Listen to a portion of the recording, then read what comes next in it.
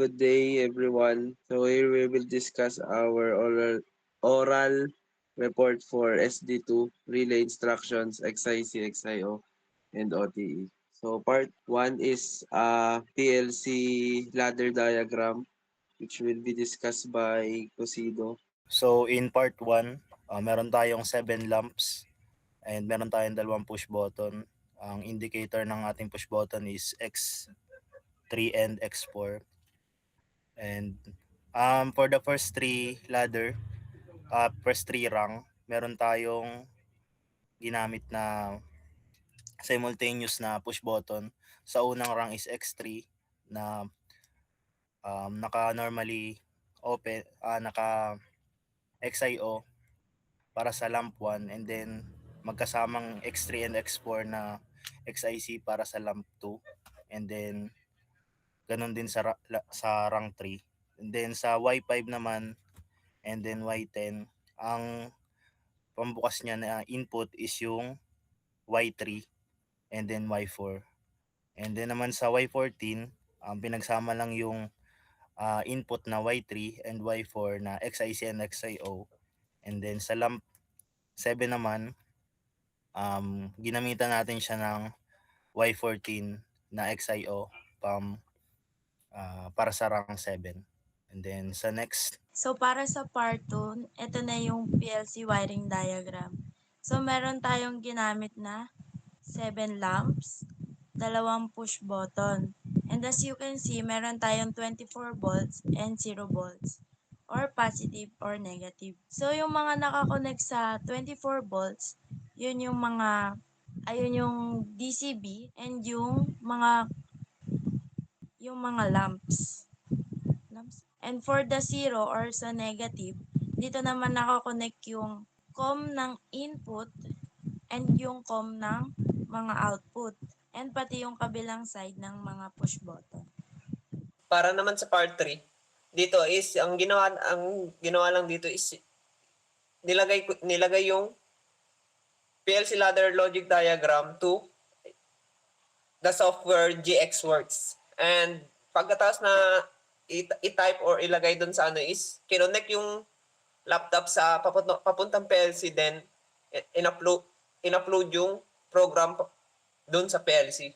Para naman sa next is Para naman po sa part 4, sinundan ko po ang wiring diagram. Nilagay ko ang input na X3 sa push button 1 papunta sa negative, and ang input na X4 naman sa push button 2 papunta rin ng negative, at ang 7 output na ang YO ay nilagay ko sa lamp papuntang positive, at Y3 ganun din papuntang positive, Y4, Y5, Y10 at Y14 at Y20 papunta lahat sa positive, and gumamit ako ng 5 common at nilagay ito lahat sa negative. Yung output po pala, papunta po sila sa negative. Para sa first attempt, unang ginawa niya is inopen niya ginawa niya munang run mode. Tapos yun, wala pa pinipindot. Ang umilaw, ang ginamit niyang ilaw dito, yung lamp 1, magiging lamp 1 niya is Y1. Yung lamp 2 niya is magiging Y2. Tapos yung lamp R3, yun yung pangatlo niyang ilaw. Tapos yung pang-apat niyang ilaw, yung lamp R4 na ginamit niya.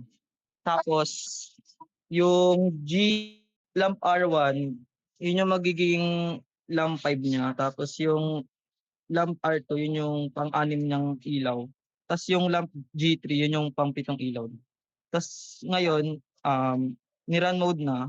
Ang unang umilaw pa lang is dahil na wala pa pinipindot, ang naka-open na ilaw is yung lamp 1, lamp 4, and lamp 5 and 7. Una niya pinush yung push button 2, umilaw 5 and 6. Next naman, pinush niya yung push button 1, ang open na ilaw is lamp 2, 5 and 6.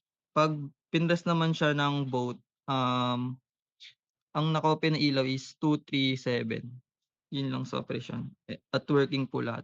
So, I will discuss why the lamps are on if when push button 1 and 2 are pressed. So in the rung 1, the push button 1 or input address 3, when we use an XIO instruction and the push button 1 normally open. So when push button 1 is pressed, the rung 1 will become true since we use examine if open instruction. So next, in the rung 2, push button 1 and push button 2 is in latch. So when push button 1 is pressed, the rung will true since we use examine if close instruction and normally open push button.